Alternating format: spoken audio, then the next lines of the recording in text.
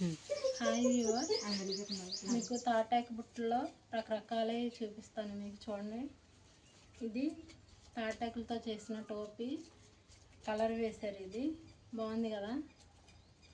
ఇది బుట్ట స్క్వేర్ బుట్ట అంటారు దీన్ని.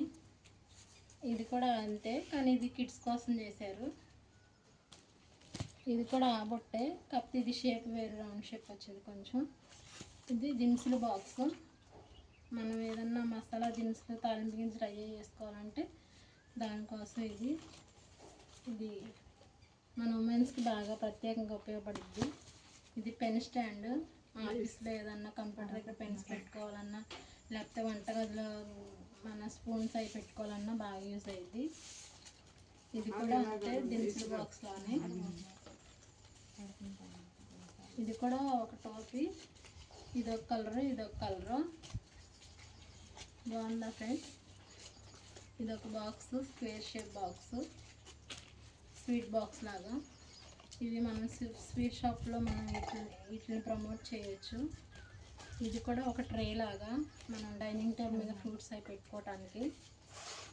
ఇది ఒక బాక్స్, లాంగ్ బాక్స్, లోపల మూత వచ్చింది దీనికి.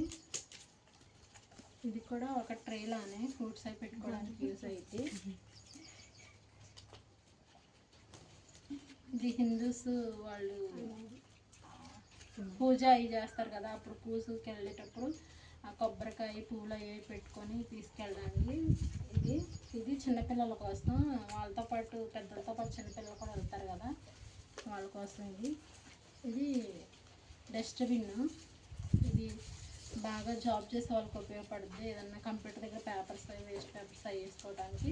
వాటర్ తగిలితే పాడైపోద్ది. ఒకవేళ వాటర్తో వేసుకున్న బాగుండాలంటే మనం డస్ట్బిన్ కవర్ ఉంటుంది కదా, బ్లాక్ది, అది పెట్టుకొని యూజ్ చేసుకోవచ్చు. ఇది కూడా పెన్ స్టాండే. ఇది ఫ్లవర్ వాసు. ఒక మొక్కజొన్న రేకులతో కూడా పెట్టుకొని వేయించారు. పూలు పెట్టుకోవడానికి బాగా యూజ్ అయ్యింది. ఇది కూడా ఒక చిన్న బాక్స్, మనం ఏదైనా పెట్టుకోవచ్చు.